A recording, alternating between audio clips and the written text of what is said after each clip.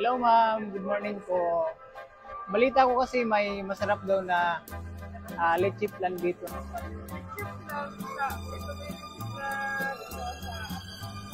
Ito yung Watcher Plan International ma'am. Kumbaga kayo yung Tacloban Commissary ng Watcher Plan International.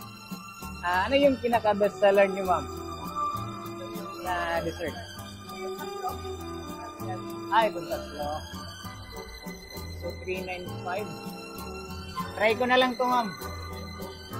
So, at ito naman yung seaweed chips. Balita ko, masarap din to eh. Imagine, no? Yung seaweed ginawang chips. So, napaka-innovative ng mga founder na to. So, alright. Thank you po.